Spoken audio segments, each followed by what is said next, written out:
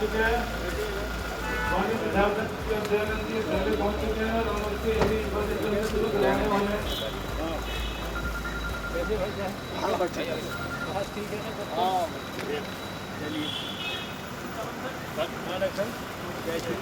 हम इसको अभी जैसे हमारे अभी डॉक्टर हर्षवर्धन जी ने लगातार इस महामारी के दौर में पूरे देश में इसकी जिम्मेदारी हर्षवर्धन जी के कंधों पर है। लगातार हम टीवी के माध्यम से देखते हैं कि भाई साहब कितनी मेहनत करते हैं और जो आज हिंदुस्तान में कोरोना कंट्रोल है वो हर्षवर्धन युवा मोर्चा के जो साथी खड़े हैं एक बार थोड़ा सोशल डिस्टेंसिंग करते हुए इधर के आ जाएंगे। दीपक बंसल जी साथियों को बोलो थोड़ा सा। मंत्री हर्षवर्धन जी आ चुके हैं और हम इसको अभी से ब्लड डोनेशन कैंप जो युवा मोर्चा स्वास्थ्य मंत्री हर्षवर्धन जी से अनुरोध करूंगा कि वो ये 4 बजे तक हमारा जो ब्लड डोनेशन चलने वाला है हम लोगों का थोड़ा मार्गदर्शन करें, क्योंकि आपके ही सानिध्य में इंडियन रेड क्रॉस सोसाइटी के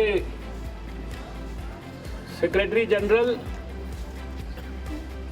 श्री R.K. जैन साहब, यहाँ उपस्थित हमारे सभी इंडियन रेड क्रॉस सोसाइटी से जुड़े हुए डॉक्टर,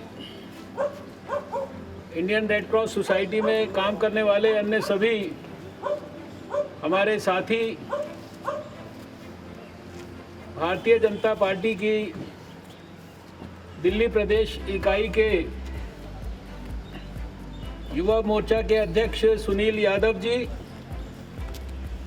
हमारे दिल्ली बीजेपी के संगठन मंत्री सिद्धार्थन जी और हमारे श्रीमान दयानंद जी, पार्टी के अध्यक्ष मुझे बताया कि मनोज तिवारी जी भी आए हैं। श्री मनोज तिवारी जी, यहाँ उपस्थित सभी युवा मोर्चा के कार्यकर्ता बंधुओं और बहनों, मुझे बहुत खुशी है कि आज हमारे कॉल पर भारतीय जनता पार्टी युवा मोर्चा दिल्ली के कार्यकर्ता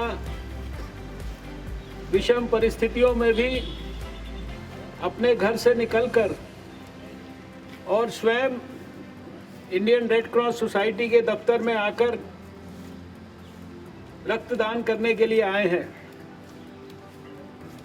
पिछले समय में जब से ये कोरोना का प्रकोप दुनिया और भारत में आया है, तो बहुत समय पहले मुझे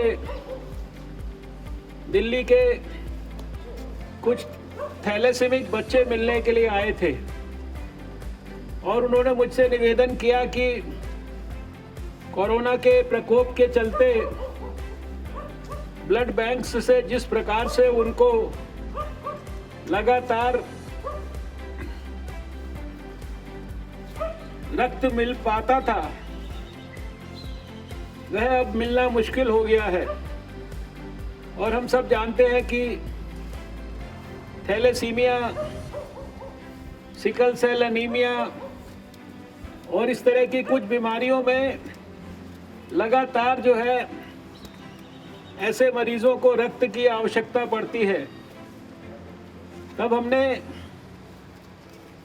सभी देश के स्वास्थ्य मंत्रियों से और इंडियन रेड क्रॉस सोसाइटी की मीटिंग बुलाकर श्री R.K. जैन जी के माध्यम से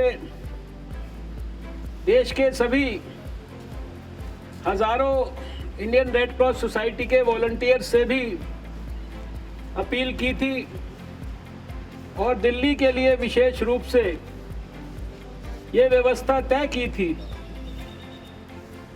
कि दिल्ली में कोई भी स्वैच्छिक रक्तदाता अगर इंडियन रेड क्रॉस सोसाइटी को सूचित करेगा कि वो रक्तदान करना चाहता है, तो यहाँ हमारी इंडियन रेड क्रॉस सोसाइटी की गाड़ी उसके घर तक जाएगी, या तो उसको घर से यहाँ रेड क्रॉस सोसाइटी के दफ्तर में लेकर आएगी, रक्तदान कराकर उसको वापस घर पर छोड़ेगी, या फिर किसी एम्बुलेंस और ब्लड डोनेशन की वैन की सहायता से हमारे इंडियन रेड क्रॉस सोसाइटी के वॉलंटियर्स उसके घर पर जाएंगे, उसके मोहल्ले में जाएंगे और वहाँ वैन के अंदर उसका डोनेशन कराएंगे। इस प्रक्रिया के तहत बहुत सारे स्वैच्छिक रक्तदाताओं ने अपनी इच्छा व्यक्त भी की और उसको हम लोगों ने क्रियान्वित भी कराया और धीरे धीरे मोटे तौर पर कोरोना के प्रकोप के दौरान भी अभी सब ज़रूरतमंदों को जितनी आवश्यकता है उतना रक्त मिल पा रहा है।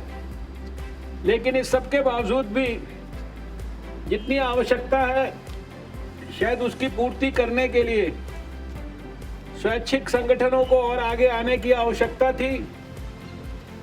और मुझे खुशी है कि जब मैंने केवल हल्का सा जिक्र ही भारतीय जनता पार्टी के कार्यकर्ताओं से किया तो उन्होंने कहा कि आपको जितनी मात्रा के अंदर रक्त की आवश्यकता है उसकी अकेले पूर्ति हम सब लोग मिलकर करेंगे। और उसी का परिणाम यह है कि हमने तो कहा था कि रेड क्रॉस सोसाइटी आपके द्वार तक जा सकती है, लेकिन मुझे खुशी है कि स्वयं भारतीय जनता पार्टी के कार्यकर्ता यहाँ रेड क्रॉस के दफ्तर पर आए हैं, सारे सोशल डिस्टेंसिंग के नॉर्म्स को अपनाकर किसी दूसरे को किसी भी प्रकार का खतरा पैदा किए बगैर सारे नॉर्म्स का पालन करते हुए। और रेड क्रॉस सोसाइटी को भी मैं धन्यवाद करता हूँ, आके जैन साहब को, इनकी टीम को, कि इन्होंने एक समय में काफ़ी सारे लोगों के रक्तदान की यहाँ पर व्यवस्था की है। स्वैच्छिक रक्तदान के बारे में मैंने बहुत अवसरों पर अपने विचारों को व्यक्त किया है। कोई भी 65 साल तक की आयु का व्यक्ति अगर साल में 4 बार भी रक्त देता है तो उसके स्वास्थ्य पर किसी भी प्रकार का कोई दुष्प्रभाव नहीं पड़ता। मैंने स्वयं पहली बार रक्त सन 71 के अंदर दिया था और अभी 5-6 महीने पहले तक भी आखिरी बार अक्टूबर 1 को मैंने रक्तदान किया। शायद 100 से ज़्यादा बार रक्तदान कर चुका हूँगा। और सबसे बड़ी इसके अंदर अच्छी बात यह है कि जो लोग लगातार रक्तदान करते हैं, स्वास्थ्य की दृष्टि से ये सिद्ध हो चुका है कि उनको हार्ट अटैक और इस प्रकार की ओबेसिटी की, ब्लड प्रेशर की और दूसरी बीमारियां होने की भी संभावना कम होती है। इसलिए जहां एक प्रकार से ये मानवता की सेवा का काम है, दूसरी तरफ यह आपके अपने स्वास्थ्य की रक्षा का काम भी है। और इसके माध्यम से आपको कोई नुकसान नहीं होता है, आप दूसरे के प्राणों की रक्षा कर सकते हैं। और मैं वर्षों से ये कहता आ रहा हूँ कि कम से कम एक दिन हर व्यक्ति को अपने जन्मदिन पर किसी भी पास के ब्लड बैंक में जाकर रक्तदान अवश्य करना चाहिए। हर साल वैष्णो देवी की, हज की, गुरु ग्रंथ साहिब के दर्शन करने के लिए अमृतसर जाने, मैं समझता हूँ कि ये जो हमारे सिद्ध स्थान है, इन पर जाने से जितना पुण्य लाभ मिलता है उससे ज़्यादा एक बार रक्तदान करने से मिलता है। इसको इसी भाव से करना चाहिए। तो मैं हृदय से आप सबका बहुत आभारी हूँ, सभी कार्यकर्ताओं का, रेड क्रॉस सोसाइटी का, कि आज उन्होंने इस रक्तदान शिविर को यहाँ आयोजित किया है। और मैं बीजेपी का कार्यकर्ता होने के नाते भी आपको इन सब की ओर से आश्वासन देता हूँ कि जितनी आवश्यकता आपको रक्त की दिल्ली के लिए या देश के लिए पड़ेगी तो आपको कहीं कुछ करने की ज़रूरत नहीं है। आप भारतीय जनता पार्टी को टेलीफोन कर सकते हैं। और हमारी जो यूनिट्स हैं, ये तो केवल आप थोड़े से लोग इसलिए आए हैं आप यहाँ पर क्योंकि आपने कहा कि थोड़ी थोड़ी संख्या के अंदर भेजना है, सोशल डिस्टेंसिंग करनी है। लेकिन सवेरे से रात तक यहाँ पर लंबी लंबी लाइनें लगाई जा सकती हैं। और इस नाते आज का दिन जो है बहुत इम्पोर्टेंट है। थैलेसेमिक लोगों के लिए मैं समझता हूँ कि ये बहुत ही सुखद अवसर है, क्योंकि उनको किसी भी प्रकार की रक्त की शॉर्टेज नहीं पड़ेगी आने वाले समय में। इसका यहाँ पर प्रयास किया गया है।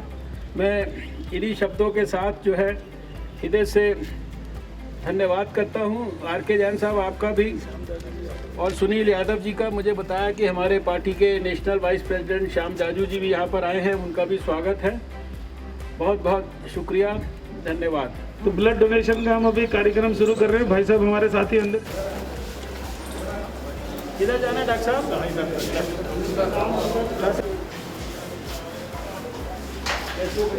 ठीक है।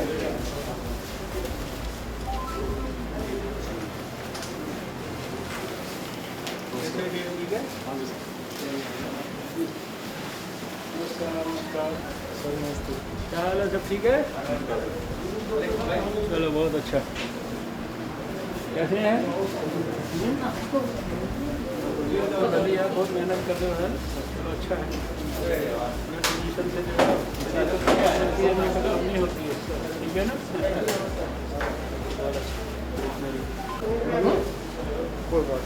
बहुत शुक्रिया, थैंक यू सो मच।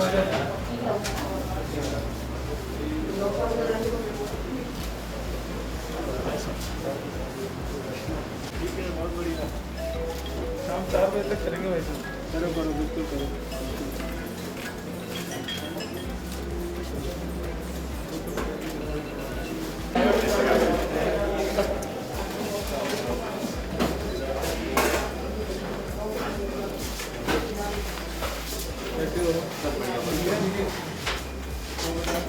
कैसी हो? ठीक है?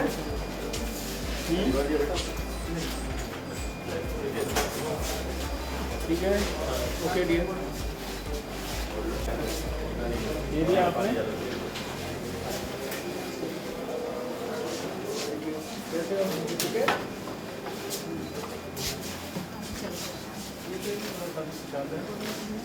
तो ये पहले मिनीसो से लेके एकदम हनुमान जी जैसे लग रहा है।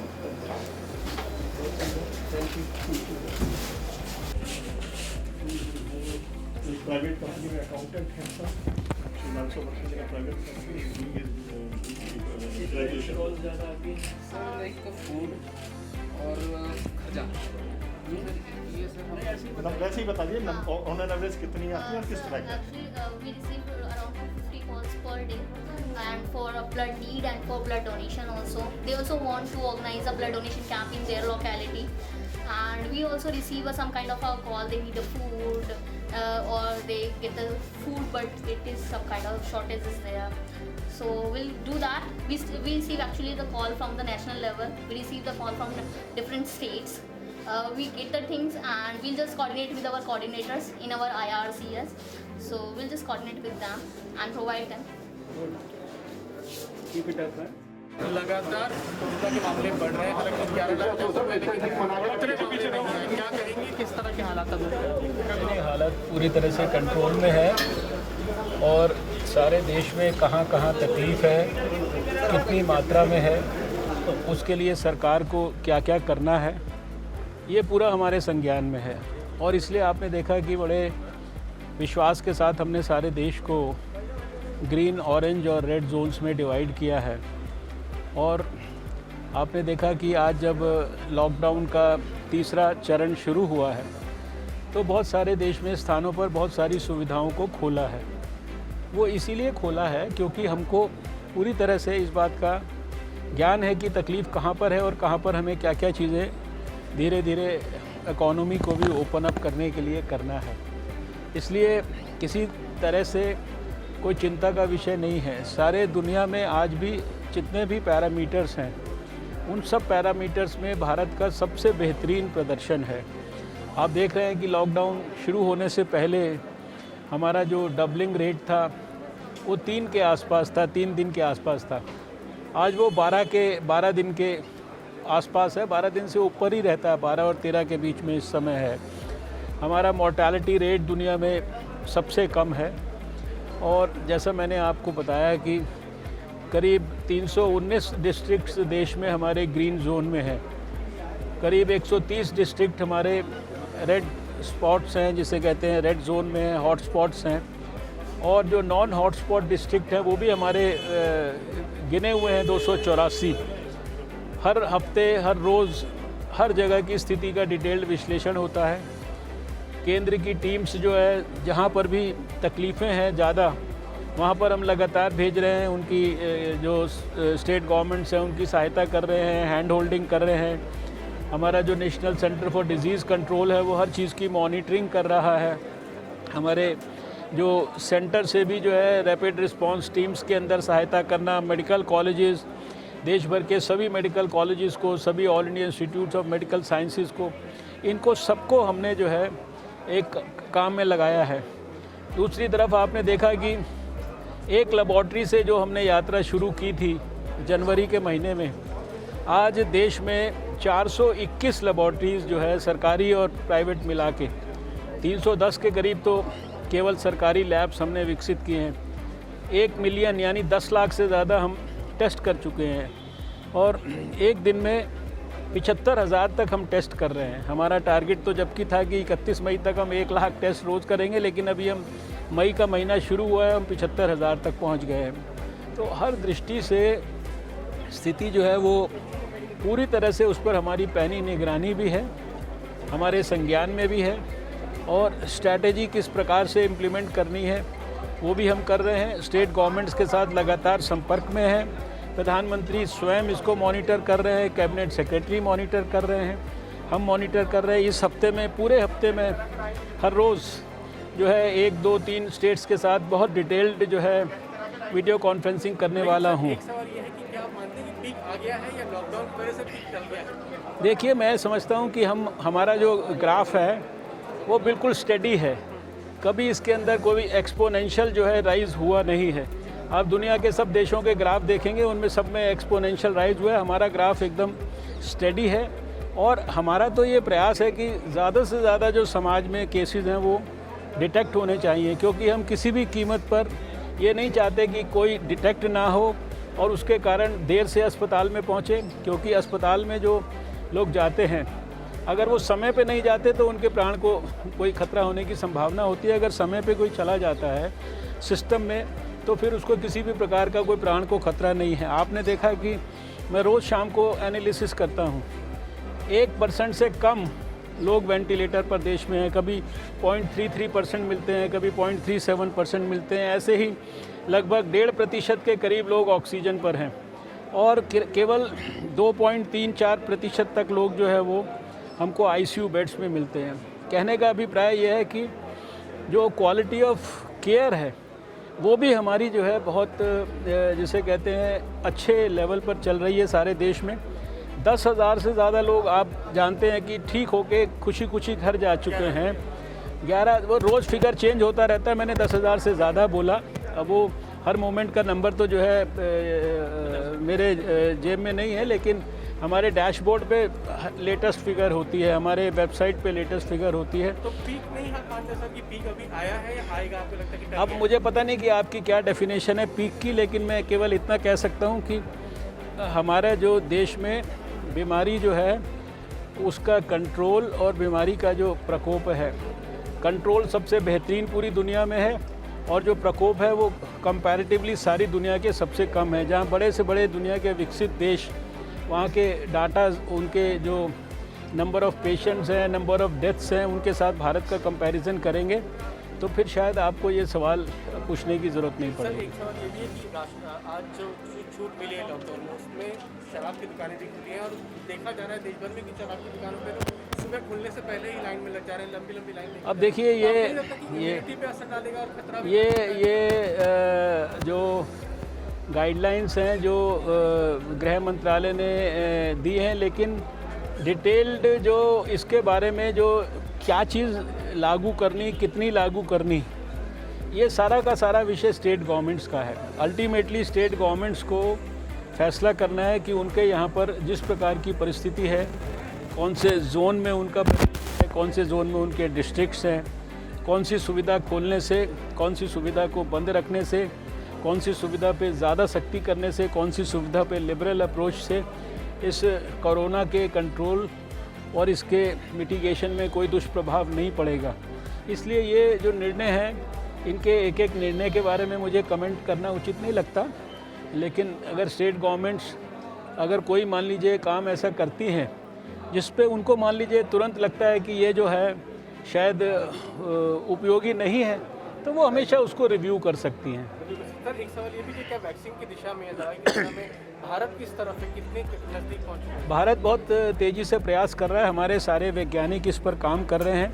वैक्सीन के बारे में, ड्रग की डिस्कवरी के बारे में, रीपर्पसिंग ऑफ ड्रग, यानी जो पहले से ड्रग उपलब्ध हैं उनके इस्तेमाल को दूसरे यानी कि इस कोरोना वायरस के ख़िलाफ़ इस्तेमाल करने के मामले में, और बहुत सारे ऐसे डायग्नोस्टिक किट्स बनाने के संदर्भ में, नई जो ऐसी बहुत सारी जो मेडिकल डिवाइसेस हैं जो हॉस्पिटल्स में इस समय उपयोगी हो सकते हैं, ऐसे बहुत सारी चीज़ों पे हमारी जो साइंस एंड टेक्नोलॉजी मिनिस्ट्री है और उसमें भी खासकर CSIR है, बायोटेक्नोलॉजी है, ये सब काम कर रहे हैं।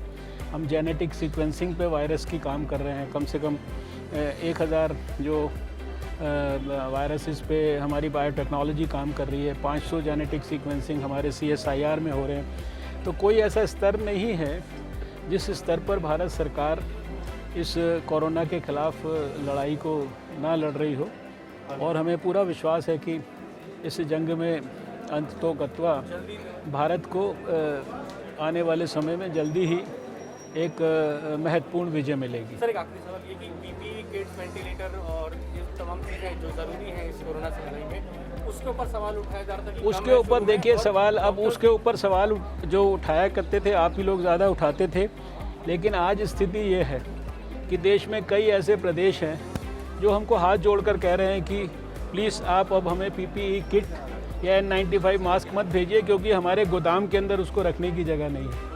ये महाराष्ट्र से, गुजरात से, तमिलनाडु से, बहुत स्थानों से हमारे को अब ऐसी रिक्वेस्ट आ रही है।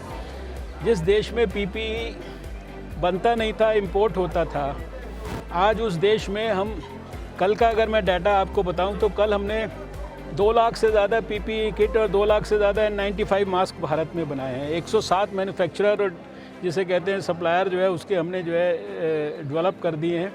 ये तो हमारे लिए, भारत के लिए एक ब्लेसिंग इन डिस्गाइज हो गया है।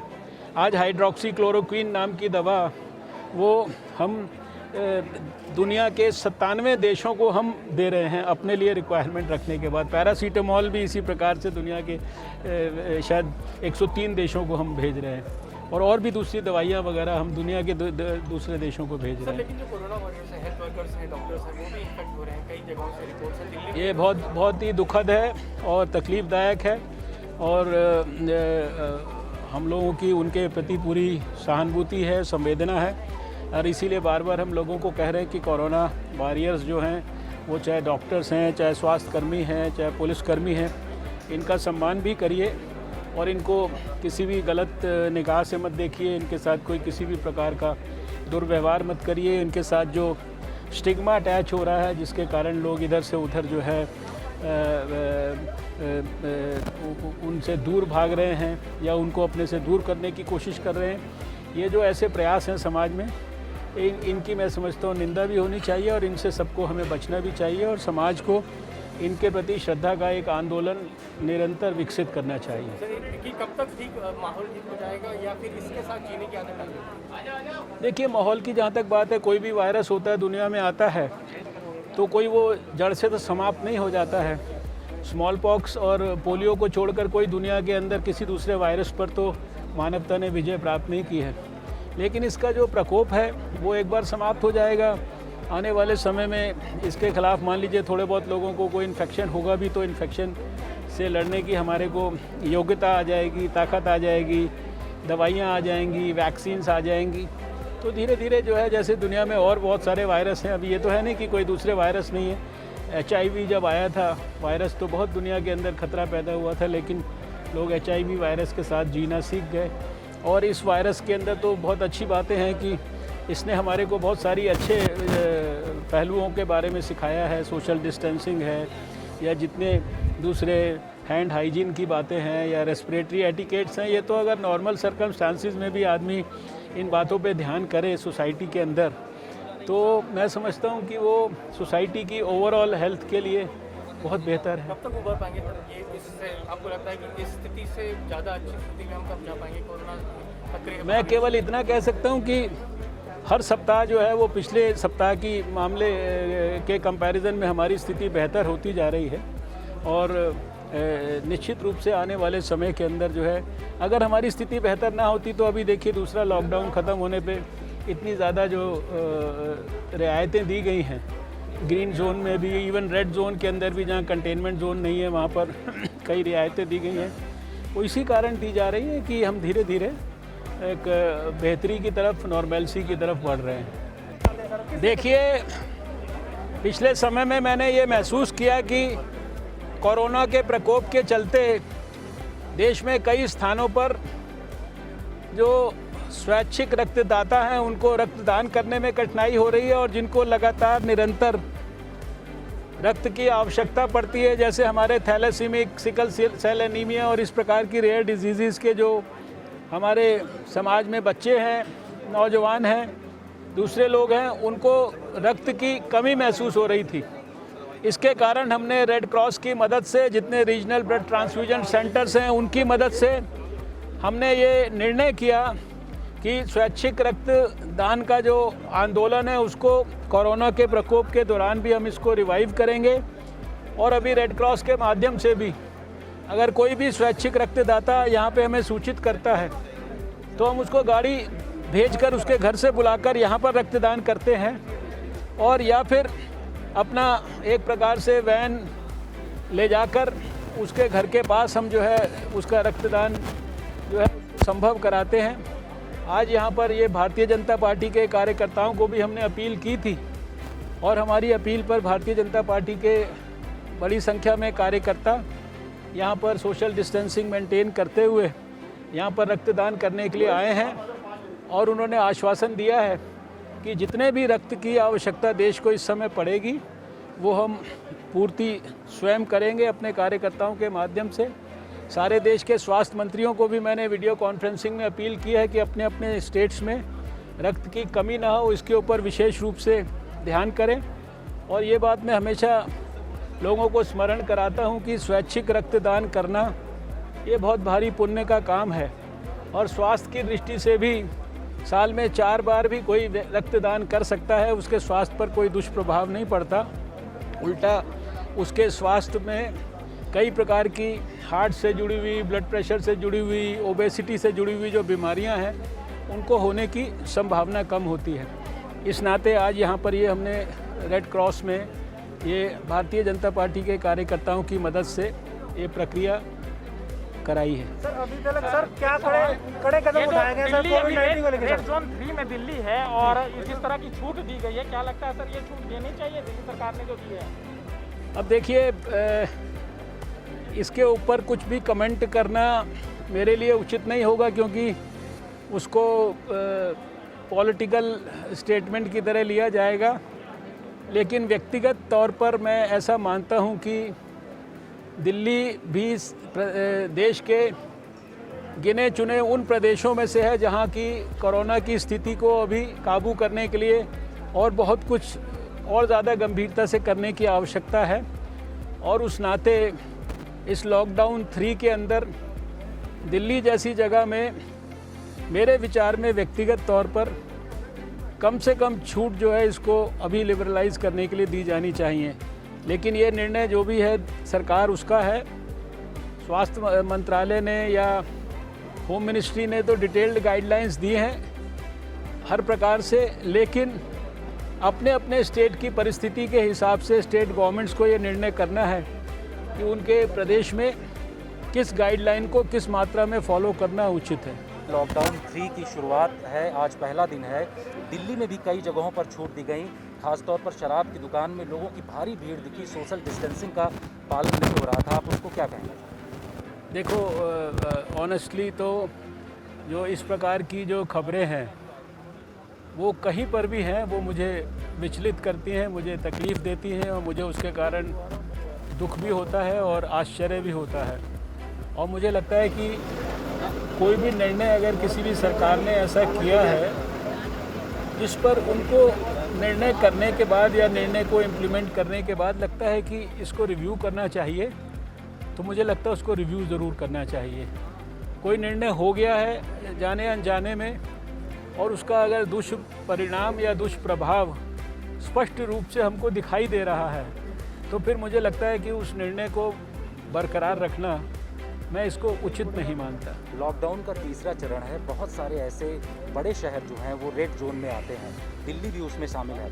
उनके लिए किस तरीके की हिदायत आप एज ए स्वास्थ्य मंत्री देना चाहते हैं? देखो, ऐसे स्वास्थ्य मंत्री तो व्यक्तिगत तौर पर मैं ये कहूँगा कि जब तक हम रेड जोन में हैं तब तक तो हमको जितनी ज़्यादा सख्ती बनाई जा सकती है, मेंटेन की जा सकती है, वो करनी चाहिए।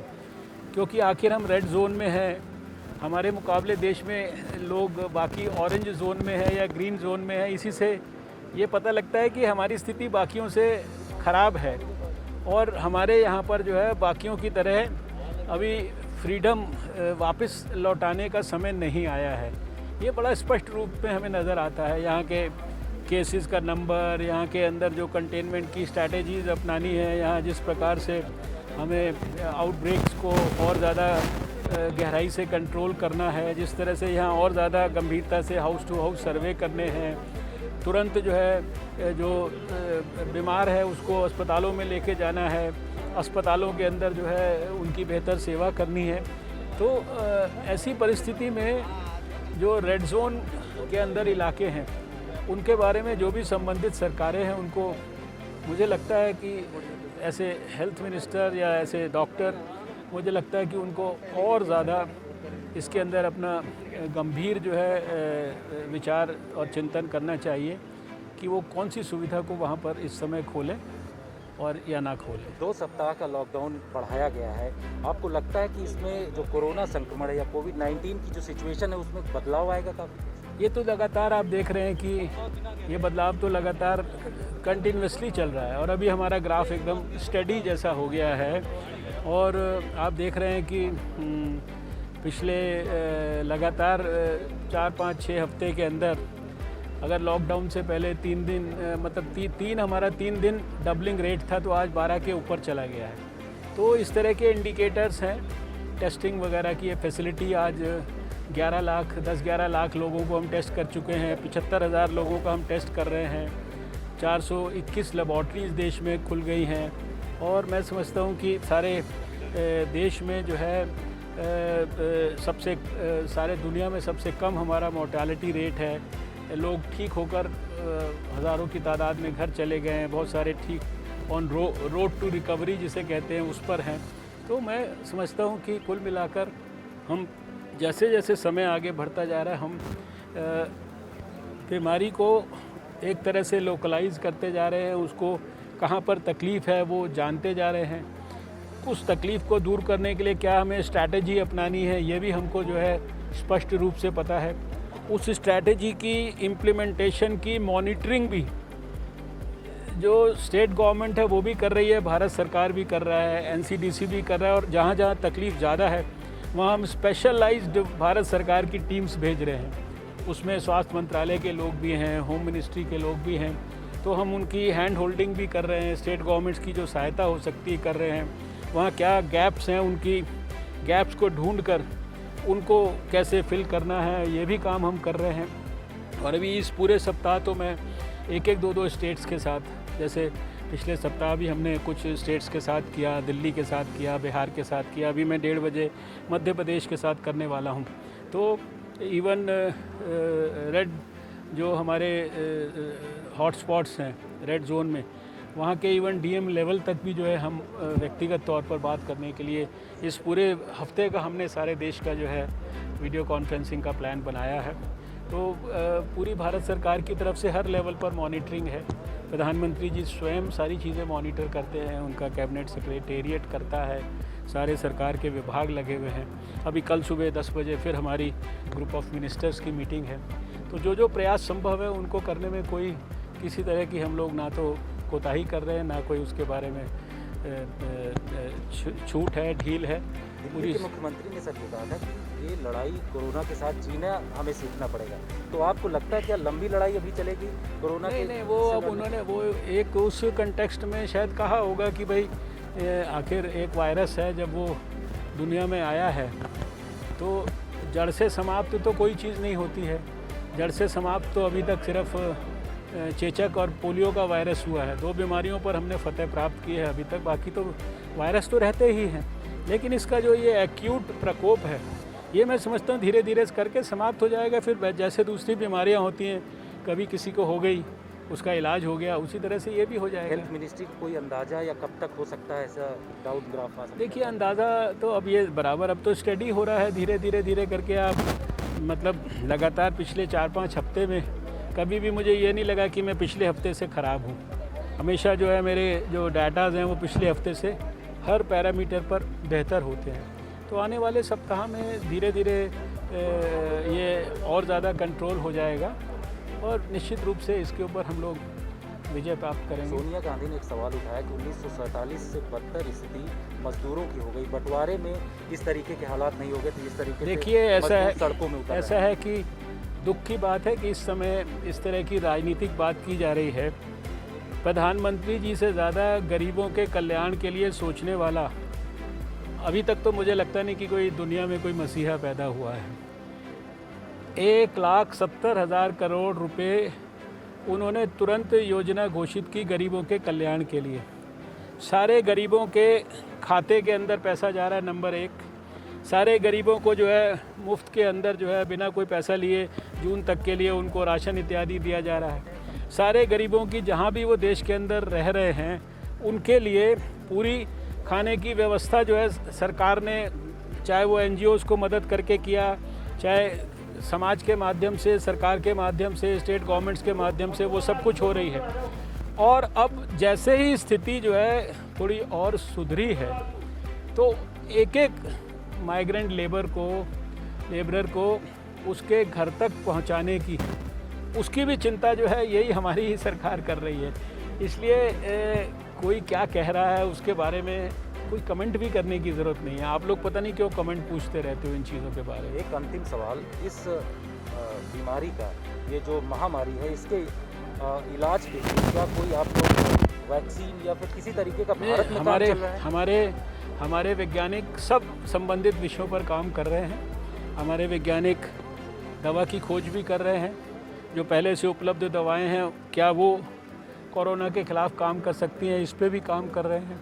हमारे वैज्ञानिक जो है वो वैक्सीन को ढूंढने के लिए भी काम कर रहे हैं और सारे काम जो है वो एडवांस स्टेजेस में। हमारे वैज्ञानिक अपने भारत में ही डायग्नोस्टिक किट्स डेवलप करने के लिए, उसको कन्फर्मेटरी टेस्ट के लिए भी जो RT-PCR टेस्ट है उसके लिए भी, और एंटीबॉडी टेस्ट किट, ये सारे कामों पे और बहुत सारी चीज़ें, नए किस्म के साइंटिफिक मास्क हैं, कोई सैनिटाइज़र्स हैं, दूसरी चीज़ें, बहुत विषयों पर काम हो रहा है। और साथ में जेनेटिक सीक्वेंसिंग भी हो रही है वायरस की, उससे बहुत सारी चीज़ें पता लगेंगी।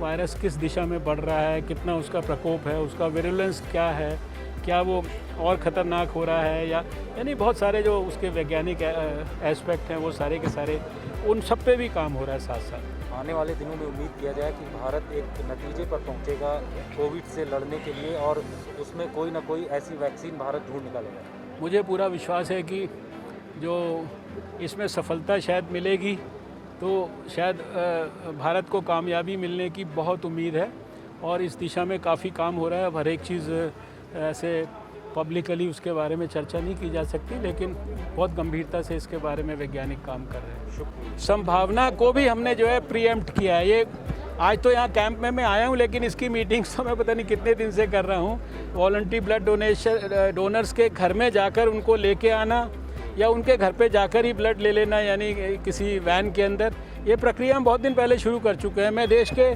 40,000 जो है रेड क्रॉस के वॉलंटियर्स के साथ वीडियो कॉन्फ्रेंसिंग कर चुका हूँ, सारे स्वास्थ्य मंत्रियों से बात कर चुका हूँ। तो हम किसी भी चीज़ की जो कमी भी हो जाए उसकी भी संभावना को ऊपर भी हम काम कर रहे हैं। और यही कोरोना के संदर्भ में भी जो हमने लड़ाई लड़ी है उसमें हमारी स्ट्रैटेजी जो है वो प्रोएक्टिव भी रही है, प्रीएम्प्टिव भी रही है और ग्रेडेड भी रही है। तो वही सारा काम हम इन सब विषयों पर भी कर रहे हैं कि जो भी कोई संभावना हो। क्या स्थिति है देश में कोरोना की? स्वास्थ्य मंत्रालय किस तरीके से देख रहा है? जिस हिसाब से तादाद हम समझते हैं कि दिन नहीं तादाद तो देखिए बिल्कुल हमारा स्टडी ग्राफ है। अब ये थोड़े बहुत केसेस तो देखिए आते रहेंगे जब तक कि ये पूरी तरह से जो है चीज़ें ख़त्म नहीं होंगी। लेकिन आप देख रहे हैं कि 3 था हमारा, 3 दिन डबलिंग रेट था, आज 12 से ऊपर हो गया है। लगातार हर चीज़ में हमारी जो रिकवरी रेट है कितना बेहतर हो गया है। 11,000 से ज़्यादा लोग घर चले गए हैं, बाकी सारे रोड टू रिकवरी पर है। मॉर्टेलिटी रेट दुनिया में सबसे कम है, 3% केवल जो है और मैक्सिमम इतनी बड़ी संख्या में 75,000 रोज़ टेस्ट हम भारत के अंदर कर रहे हैं। सारे देश को हमने डिवाइड कर दिया है ग्रीन, रेड और ऑरेंज जोन के अंदर। सब जगह क्या स्ट्रैटेजी अपनानी है, क्या नहीं अपनानी, ये सब कुछ हमको पता है। इसलिए मैं समझता हूँ कि सरकार की हर चीज़ पर पैनी निगाह है, हर विषय का संज्ञान है और हर विषय का सरकार ने आज भी समाधान किया। और अगर भगवान ना करे कोई ज़्यादा ख़राब परिस्थिति होए तो उसके लिए भी हमारी हर तरह की तैयारी है। विपक्ष जो है माइग्रेंट का लेबर का मुद्दा उठा रहा है, कह रहे हैं कि सोनिया गांधी ने अभी तो मैंने बोला अभी भैया मैंने बोला है माइग्रेंट लेबर के लिए इससे ज़्यादा बड़ा जो नरेंद्र मोदी जी ने किया उससे बड़ा क्या वो हो सकता है।